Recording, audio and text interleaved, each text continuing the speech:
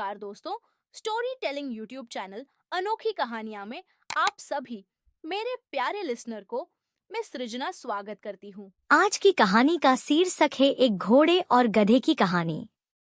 एक बार की बात है, एक घोड़े और एक गधे में बहस हो जाती है। वो दोनों आपस में बात कर रहे होते हैं और इतने में गधा घोड़े से कहता है कि क्या तुम्हें पता है कि कौवा क्रो सफेद रंग का होता है। तो घोड़ा हंसने लगता है और गधे से कहता है कि तुम सच में गधे ही हो, कौवा काले रंग का होता है।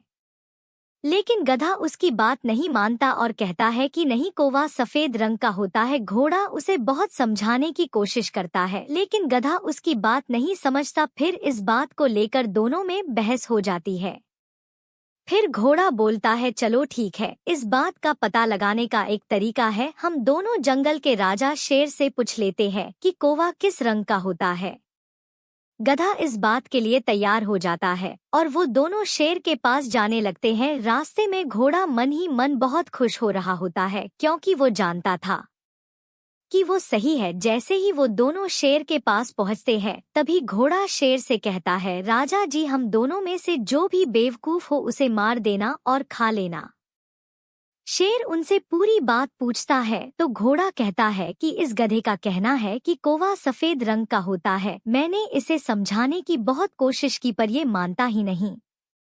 अब आप ही इसे समझाएं। शेर सारी बात समझ जाता है और घोड़े से पूछता है, तुमने कहा था कि तुम दोनों में से जो भी बेवकूफ हो मैं उसे मार दूं। घोड़ा हाँ में जवाब देता है तो शेर उसे कहता है कि तो मैं तुम्हें मार सकता है।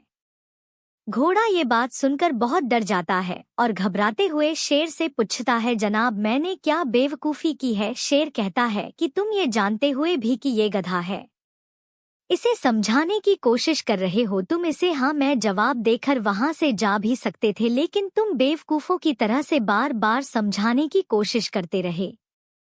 अब बताओ तुम दोनों में से बेवकूफ कौन है। घोड़ा शेर की बात को समझ जाता है और उनसे माफी मांगता है। शेर उन दोनों को छोड़ देता है और वो दोनों वहां से चले जाते हैं।